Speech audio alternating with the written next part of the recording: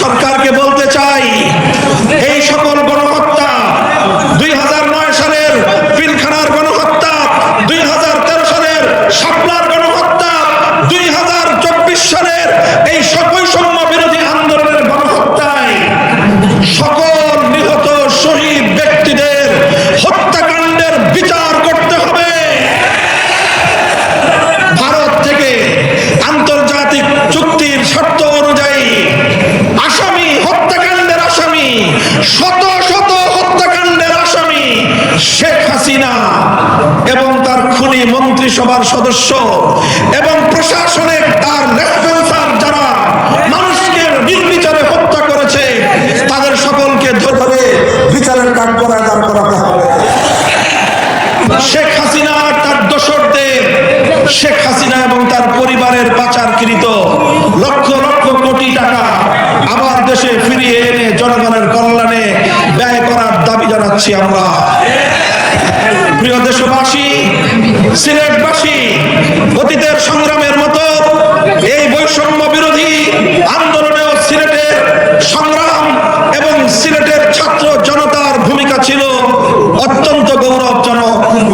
শাহজালাল বিশ্ববিদ্যালয়ের মেধাবী ছাত্র এটিএম তুরাব ও রুদ্র সেন সহ সিলেটে যাদেরকে হত্যা করা হয়েছে, সেই সকল হত্যাকাণ্ডের জন্যও শেখ হাসিনা এবং তার দোসরদেরকে বিচারের মুখোমুখি করার আমরা জোর দাবি জানাচ্ছি।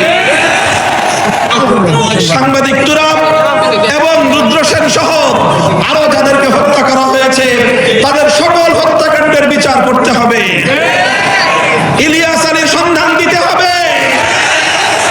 আর যদি তাকে হত্যা করে থাকো, তার কবরের সন্ধান দিতে হবে।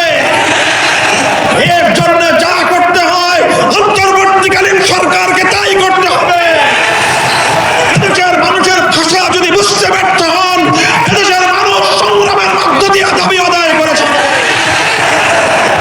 সংগ্রামী সাথী ও বন্ধুগণ, আগামীর বাংলাদেশ হবে বৈষম্যহীন বাংলাদেশ। আগামীর বাংলাদেশ হবে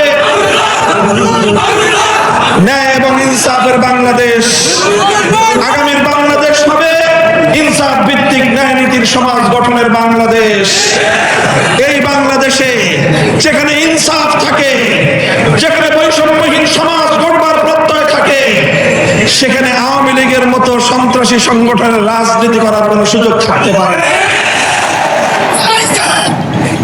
শেখ হাসিনার রাজনীতি, আওয়ামী লীগের রাজনীতি, যুবলীগ এবং ছাত্রলীগের রাজনীতি,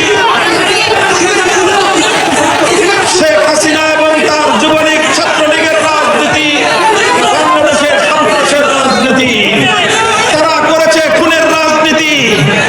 মানুষকে ভয় দেখিয়ে, আতঙ্কিত করে ক্ষমতার মসনদকে চিরস্থায়ী কুক্ষিগত করে রাখার চেষ্টা করেছিল।